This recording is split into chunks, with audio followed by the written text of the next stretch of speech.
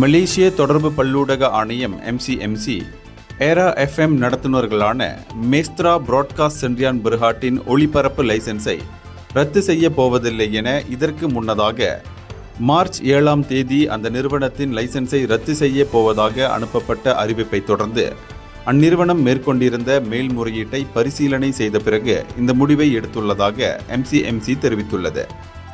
Era FM நடத்துனர் மேற்கொண்டிருந்த மேல்முறையீட்டின் விவாதங்களின் அடிப்படையில், அதாவது இவ்விவகாரத்தில் சம்பந்தப்பட்டவர்கள் பரிகார நடவடிக்கைகள் மேற்கொண்டுள்ளதாகவும் மன்னிப்பு கேட்டுள்ளதாகவும் கூறியதன் அடிப்படையில் இந்த முடிவு எடுக்கப்பட்டதாக MCMC தமது அறிக்கையில் தெரிவித்துள்ளது.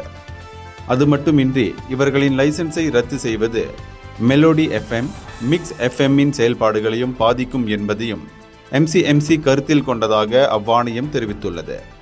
இருப்பினும் சர்ச்சைக்குரிய கருத்துக்களை ஏரா FM தனது அதிகாரப்பூர்வ டிக்டாக் தளத்தில் பதிவேற்றம் செய்ததற்காக மேஸ்ட்ரா பிராட்காஸ்ட் சென்றியான் பெர்ஹாட்டிற்கு 1998 தொடர்பு பல்லூடக சட்டம் பிரிவு 233 கீழ் 2,50,000 ரிங்கிட் அபராதம் விதிக்கப்பட்டுள்ளது.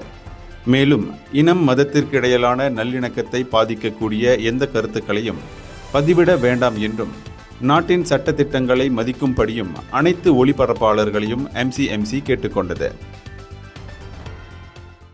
இந்தியர்களின் இதய குரல் மக்களோசை.